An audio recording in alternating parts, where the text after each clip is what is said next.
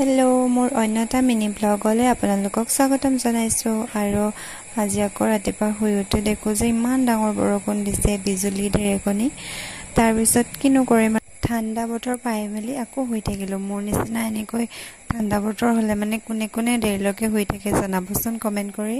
অলপ দেৰি শুই উঠিলোঁ, তাৰপৰা গা পা ধুই এয়া ভাত খাবলৈ লৈছোঁ। ভাতৰ লগত ডিম ফ্ৰাই আৰু এয়া কচু বুটলিছিলোঁ যে কচু শাক, তাৰপৰা এনেকৈ ভাতকেইটা খাই ল'লোঁ। ভাতৰ লগত কিন্তু এয়া আচাৰো আছিল দেই, এয়া হৈছে বিলাহী আৰু ভোট জলকীয়া। ভাতকেইটা খাই বাহিৰলৈ আহি দেখোঁ যে ইমান ডাঙৰ ৰ'দ দিছে, আৰু ৰাতিপুৱা আকৌ ইমান ডাঙৰ বৰষুণ দিছিল, এতিয়া আকৌ ইমান ডাঙৰ ৰ'দ। আজিকালি আকৌ বতৰৰ মহিমা একো ধৰিবকৈ নোৱাৰে, মানুহৰ মনটোৰ নিচিনা একেই আৰু, আগবেলা এটা পিছবেলা এটা, নহয়নে বাৰু? বতৰটো আকৌ ভাল কৰা দেখি গুলপীয়াজনী হৈ ধুনীয়াকৈ ফুৰিবলৈ ওলালোঁ। ফুৰিবলৈ আকৌ বেছি দূৰলৈ নহয় দেই, মামাহঁতৰ ঘৰৰ ওচৰতে জেঠাই এজনীৰ ঘৰ, তালৈ বুলি ওলালোঁ। লগত এয়া মামী আৰু বেটা।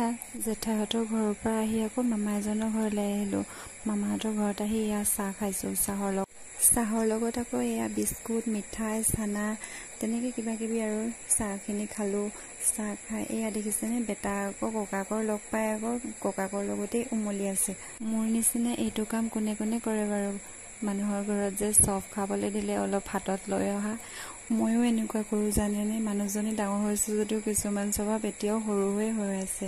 ফুৰি আহি ভাগৰ লাগিলে কাৰণে এয়া বেটাৰ লগত অলপ ধেমালি কৰিছোঁ আৰু আজিলৈ ইমানেই। Bye bye.